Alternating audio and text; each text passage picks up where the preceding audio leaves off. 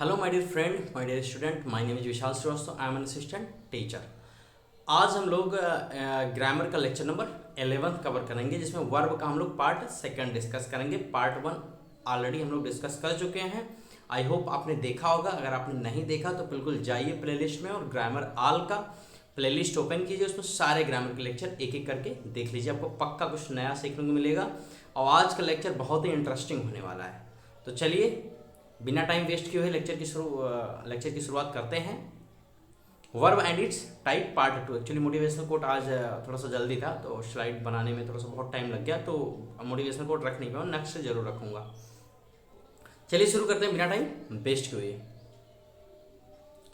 हम लोगों ने ऑलरेडी मॉडल हम लोग पढ़ रहे थे, मतलब मॉडल ऑक्सिलरी हम लोग पढ़ रहे थे। उसमें मे माइट के कैन कुड मे माइट हमने कवर कर रखा था।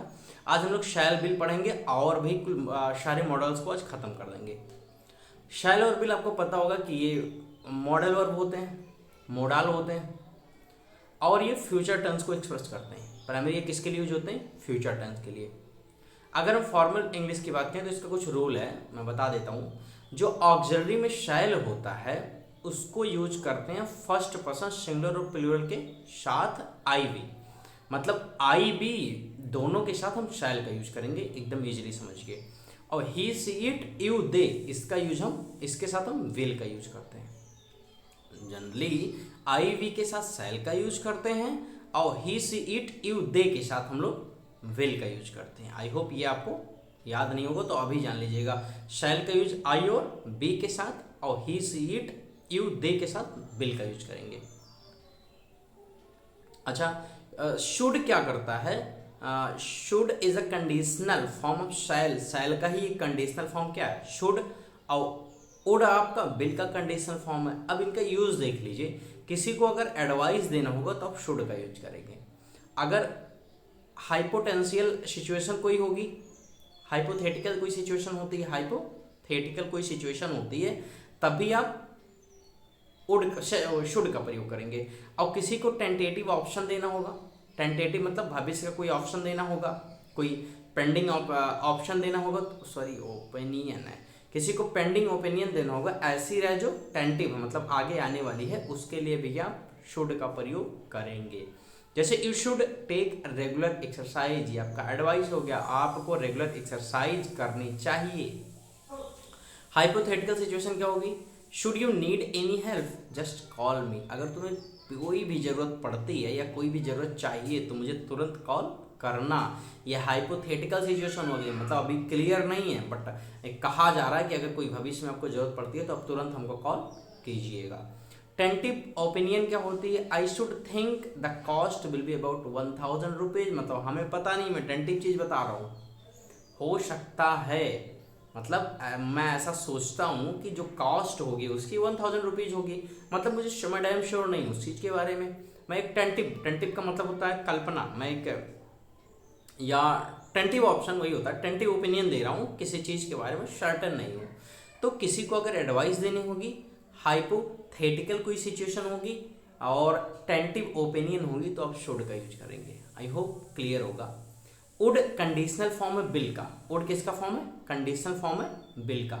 और एक्चुअली ये कंडीशन बताता है। वुड का यूज हम आजकल कंडीशन बताने के लिए यूज करते हैं। जैसे if I had enough money, अगर मेरे पास इनफ मनी होता, I would buy a new car, तो मैं एक नई कार खरीद लेता। If I had more time, अगर मेरे पास ज़्यादा समय होता, I would take English classes, तो मैं किसकी क्लास लेता? इंग्लिश की क्लासेस। लेकिन आप लोग टाइम निकालिएगा और इंग्लिश की क्लास जरूर लीजिए। शुड का यूज एडवाइस के लिए, हाइपोथेटिकल सिचुएशन के लिए और टेंटेटिव ओपिनियन के लिए। वहीं वुड का प्रयोग आपका कंडीशनल सेंटेंस में होता है। कंडीशन का मतलब देखिए, अगर मेरे पास इनफ पैसे, पर्याप्त पैसे होते, ये आपकी कंडीशन हो गई। और वाक्य इससे क्या है? तो मैं एक कार नहीं खरीदता। अगर मेरे पास ज़्यादा टाइम होते, ये आपका कंडीशन हो गया, तो मैं इंग्लिश की क्लास लेता। मतलब कंडीशन है, उसके बाद सेंटेंस है, तो कंडीशन में तो हैड लगेगा और उधर अगले फ्यूचर के रूप में वुड का प्रयोग होगा। आई होप क्लियर होगा। If you have any doubt then comment in comment section. Move on the next slide. Must का यूज हम लोग कहाँ करते हैं? देखो मस्ट कंपल्सन को बताता है, ऑब्लिगेशन और ड्यूटी मतलब कोई चीज़ बहुत ही ज़्यादा जरूरी है, आपको करनी ही चाहिए, कोई ऐसी ऑब्लिगेशन कर्तव्य है या ड्यूटी है जो आपको करनी ही चाहिए, वहाँ मस्ट का यूज करते हैं।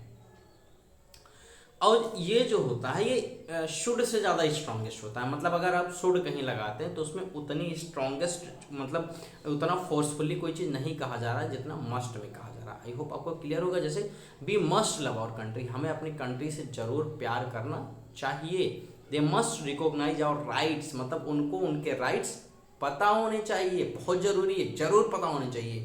He must pay the fine, उसे हर हाल में फाइन तो पे करना ही है। We must get up early, हमें जल्दी उठना ही है।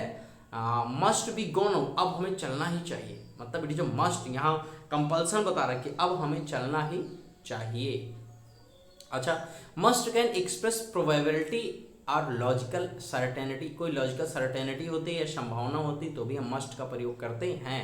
सी मस्ट हैव ऑलरेडी लेफ्ट, वह मतलब चली गई होगी, मतलब यहाँ पॉसिबिलिटी है वह चली गई होगी।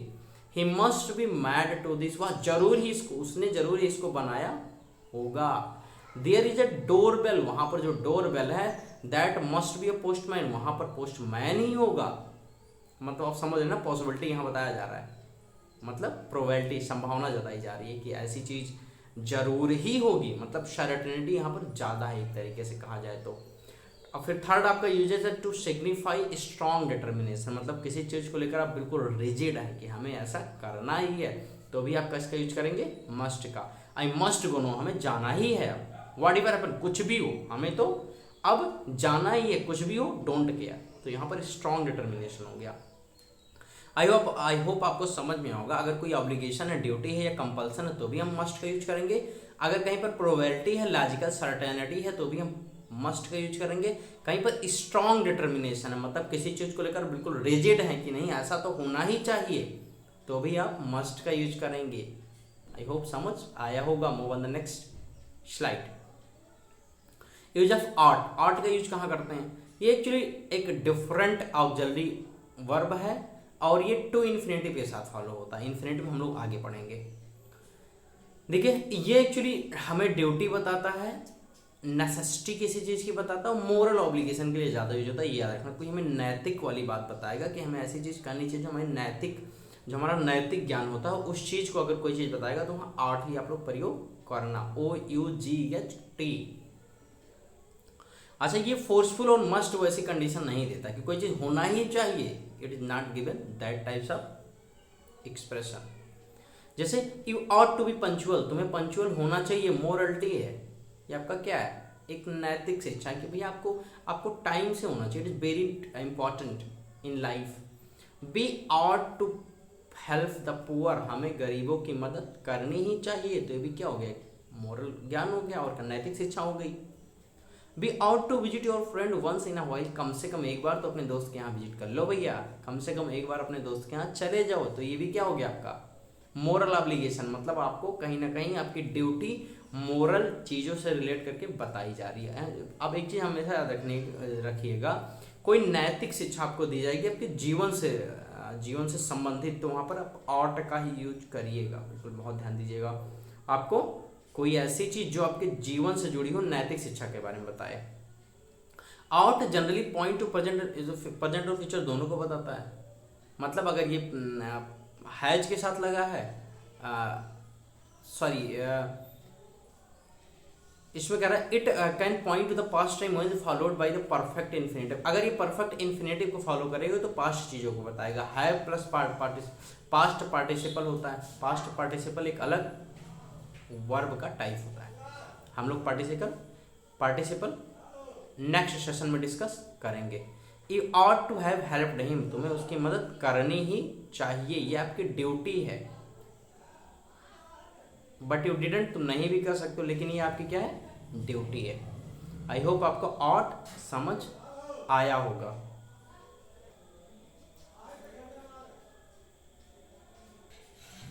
चलिए ये आर्ट का यूज हो गया। आर्ट आप मोरल ऑब्लिगेशन के लिए बिल्कुल याद रखिएगा, आपको नैतिक शिक्षा में नैतिक कर्तव्य कोई बताया जाएगा तो आप आर्ट का ही यूज कीजिएगा। आई होप आपको समझ आया होगा। Move on the next slide या नेक्स्ट यूजेस। डेयर का यूज कहाँ करते हैं, डेयर अगर कोई चीज़ टू ब्रेव इनफ मतलब कोई चीज़ इतनी स्ट्रांग है या इतनी रूड है, किसी चीज मतलब किसी चीज़ को लेकर रूड है, तो उसके लिए हम डेयर का यूज करेंगे।